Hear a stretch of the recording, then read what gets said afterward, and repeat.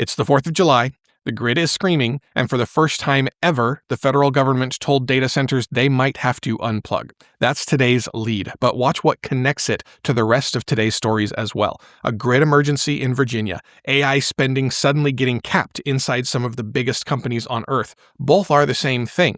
A cost that used to be hidden now shows up on a bill somebody has to pay. Then 2 labs crack open one of the deadliest cancers we know, and a stack of Pentagon emails shows exactly what one AI company refused to sell. Earlier this year, the Anthropic and the Pentagon split. Come with me, and by the close, you'll see the ledger that they all belong to. Let's get into it. On June 30th, the Energy Department signed an emergency order, and for the first time, it told the grid that it could pull the plug on data centers. So here's what happened. The order runs under Section 202C of the Federal Power Act. That's an emergency provision. It lets Washington order a grid operator to take extraordinary steps when supply is about to fall short. It directed PJM, the largest grid operator in the country, to run every available fossil generator flat out. And as a last resort, during this early July heatwave we've been having, it let PJM curtail data centers that run on backup power. So let me put PJM in scale. It coordinates the grid for 67 million people across 13 states. Its planners forecast that holiday demand would break the record set back in 2006. That's over 165,000 megawatts, pushing towards 166,000. And the driver? Air conditioning, of course, stacked on top of always-on AI infrastructure, and the densest concentration of servers on Earth sits in Northern Virginia. The industry actually calls that Data Center Alley. Now, the number that can't be spun into something different. Over the holiday weekend, wholesale power in Northern Virginia blew past $1,000 a megawatt hour. Normal is around $40. So that's roughly a 25-fold spike. The price showed up before the order did as well. The market was already screaming that the load had outrun the wires. And back in the May 20th edition of the Century Report, we covered PJM winning the authority to curtail large loads in an emergency. That was a rule on paper, and now they've used it, live, with a federal signature on it. But underneath the emergency is the part that actually counts for the long run. PJM stakeholders are advancing a backstop plan. It's a capacity auction capped at $555 per megawatt day, with a filing due this month and the auction targeted for September. This design keeps new data centers connected, but it ties the cost of the new capacity to the loads that actually created it. The Natural Resources Defense Council backed it for one plain reason. The design aims to make sure, in their words, the public will not be stuck with the bill. And this flips a century-old default. For 100 years or so, you built power infrastructure one simple way. You build the plant, you spread the bill across everyone on the grid. So the cost went to the commons. But what's forming here is the opposite. The entity that brings the load pays to serve the load. And 2 days ago, the Century Report covered in the July 2nd edition that New Jersey passed the first state law doing exactly that. It shifts grid upgrade costs onto data center developers instead of ratepayers. Now, that same logic during this heat wave shows up at the federal level in an emergency order. Today's written version of the Century Report also has a deeper dive on the other half of this. Google's electricity use is up 37% in a single year, and Amazon's emissions are up 16%. So if you want the build-out's full climate ledger, check out today's edition on thecenturyreport.com. But to summarize the fight in one sentence, the question of who pays for the power the servers need is changing. Is it you, the ratepayer, or the servers doing the taking? For generations, the answer has been you, the ratepayer, but this moment seems very likely to be when that answer is starting to change.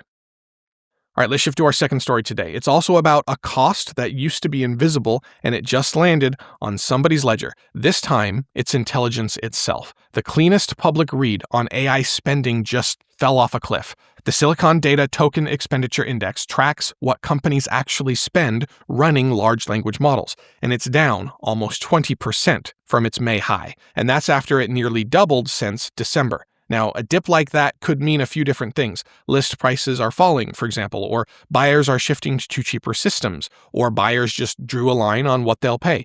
Silicon Data itself has started asking people to read it a new way. Stop reading it as a price tag. Start reading it as a proxy for how much anyone's willing to pay at the margin. And the Tesla number specifically tells you which one that is.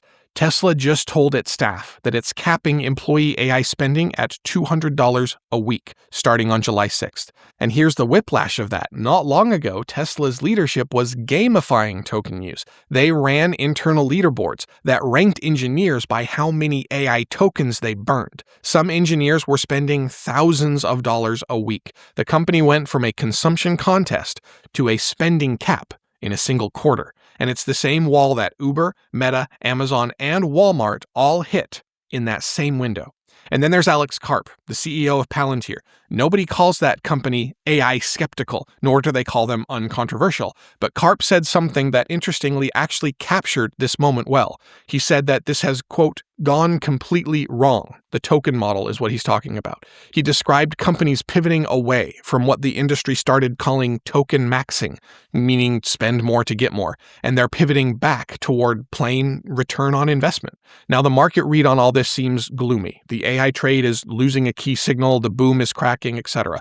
Allianz Research puts the gap between AI investment and actual sales near 46%. And that's wider than the 32% gap during the 2001 telecom bust, by the way. That is scary framing, and it is real pressure. But look at what is actually driving the dip, because it's the opposite of a bust. Token prices have collapsed more than 90% since 2023, while total token spending roughly doubled. Cheaper access kept pulling more people in, and the enterprises capping their bills aren't leaving AI. Back in the June 29th edition, we covered Coinbase defaulting its engineers to Chinese open-weight models first, GLM 5.2 and Kimi 2.7. It halved its AI bill, while its token usage stayed near company highs. They just stopped renting the intelligence by the most expensive unit. That's the whole reframe here. The same cost curve that actually spooks investors is also the one handing frontier-grade work to anyone who wants to own their models instead of leasing them.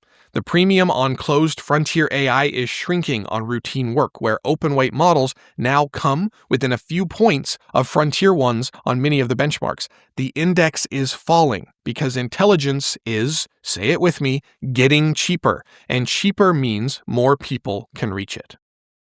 All right, let's shift over to some really good news and a wall that medicine has been stuck against for a generation. Glioblastoma is one of the cancers that we've barely touched because we just haven't been able to. About 5% of patients survive even 5 years. Median survival is still only 12 to 18 months. Those numbers have hardly moved in decades. So when two separate teams find two different seams in that in the same week, then that's a week worth paying attention to. So let's start with the first team. Professor Sheila Singh led it, spanning King's College London and McMaster. They published in Nature, and to understand what they did, you need one fact about why glioblastoma is so hard to kill.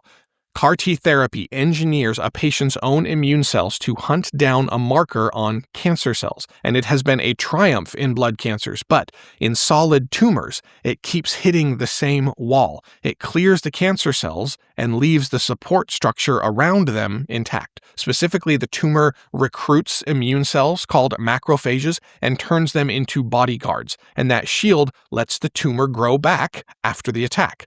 Singh's team went after a marker called GPNMB, and here's the elegant part. GPNMB sits on glioblastoma cells and on the protective macrophages shielding them, but it's absent from healthy adult brain tissue. So that's one target for both enemies. Their CAR T hit the tumor and its bodyguards at the same time. So they tested it in mouse models built from real patient tumors, and it cleared the cancer completely, and it held past 160 days, and it even wiped out tumors that had already come back after an earlier CAR T failed. Now, Singh's team put their thesis in one sentence. You have to treat it as a connected tumor immune ecosystem. That's the tumor and the environment protecting it as just one system. Now again, let's be honest about where this sits. The wonder and the limits both matter here. This is preclinical, mouse models only so far. The team says plainly that more, of course, has to be done before it reaches human trials. Now here's what the second team did. They went a completely different route. Their therapy is called ZS-Neo-DC. They published it in Nature Communications. It's a vaccine, but personalized to a single patient. They take that patient's own dendritic cells, the immune system's teachers, and they load them with neoantigens. Those are the mutation-specific flags that are unique to that one person's tumor. The idea is to teach the immune system exactly what makes that tumor different from healthy tissue. And the early numbers are really striking. In a phase 1b trial of 11 newly diagnosed patients, median progression-free survival of 16.2 months. 12-month survival overall, 100% so far. Median overall survival not even reached at the time of analysis because enough patients were still alive, and side effects stayed mild at grade 1 or 2. Now to the discipline. 11 patients is a small trial, and Z-Sky Biotech funded it, and they do have a commercial stake in the results. So a 100% one-year number is still an early signal that does attract money, but it's not a verdict. Independent replication will decide how much this holds. But let's step back and look at what actually happened here. Two teams worked separately. They cracked two different failure modes of the same lethal tumor in the same week. One rethought what you aim at, and the other rethought how you teach the immune system to see it. The doctor's office sentence so far on this has been, there are just no good options for this kind of cancer. That's the line that both of these are starting to work against. Neither is a cure sitting in the clinic yet, but the time, as I've said over and over again, is collapsing. The time between understanding this tumor as an ecosystem and having something to test against it. That interval used to run in decades, and this week, it ran in just days. All right, let's move over to the last story here. This is a fight that you get to read in the participants' own words, finally, after months of tracking it here on the Century Report, and many others, of course, have been tracking it as well. On June 30th, court documents dropped 346 pages of emails between the Pentagon and Anthropic from earlier this year when they had their whole split. And they turned months of secondhand summary and speculation into the actual record. Now, the split goes back to January, as you know. That's when the Defense Undersecretary for Research and Engineering reached out after weeks of silence, hoping Anthropic was finally ready to meet the Pentagon's demands. Here's the line that Dario Amodei, Anthropic's CEO, would not cross. Nobody, he said, should build his models into fully autonomous weapon systems or domestic surveillance tools. That was the red line, as we've covered before. The Pentagon's counter was 3 words: all lawful uses. Sounds reasonable on its face, but look at what it actually does. U.S. law permits domestic surveillance, so all lawful uses is an elastic phrase precisely because the law stretches that far.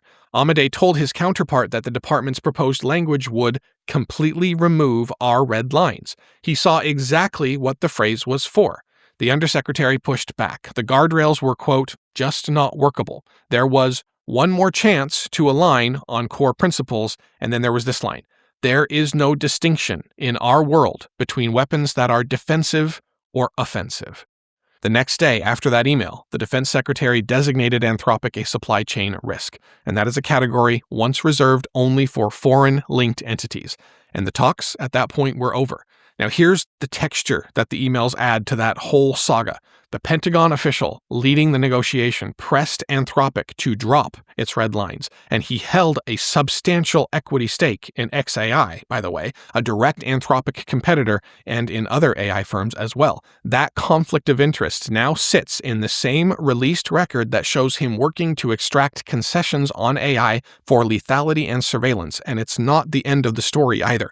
A federal court later stepped in and blocked the designation. The judge called it Orwellian. The court also ruled that the values baked into Anthropic's models are protected speech, not supply chain contamination. So let's step back on this. We have spent months here on the Century Report, and many others out there reporting on this have as well, tracking exactly what is changing in what the government can and cannot tell AI companies to do. This correspondence points at a completely different question. Capability is spreading across labs, sovereign systems, and open weights that none of these directives can even reach. So what actually governs stops being the state's command. It becomes which commitments a company won't trade away when the state leans on it hard. Anthropic answered by refusing, and that exchange is now public. Now, it remains to be seen how this particular conflict will impact future relations, not just between Anthropic and the Pentagon, but between any government entity and any frontier intelligence labs, particularly as both sides of those discussions continue to have fewer and fewer cards to play as we continue forward in this transition between eras. All right, let's bring it to a close for today. 3 of today's 4 stories are the same story wearing slightly different clothes. A cost that used to be hidden gets itemized, billed, and argued over in the open. The grid, the true price of power, shows up as a $2,000 spike and an auction that finally assigns it to the load that created it. The token trade, the true price of intelligence, shows up as an index down 20% and companies refusing to keep renting by the unit. For 100 years, the move was the same. Build the thing that provides the power and push the cost onto everyone else and hope nobody itemized it.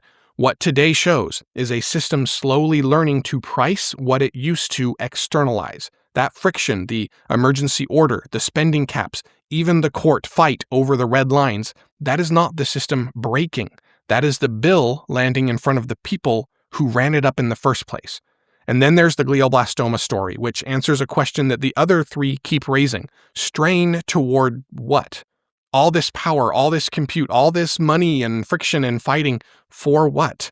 In the past few days, a part of the answer was 2 independent shots at a tumor that has outlived almost everyone it's ever touched. That's what this cost is buying toward.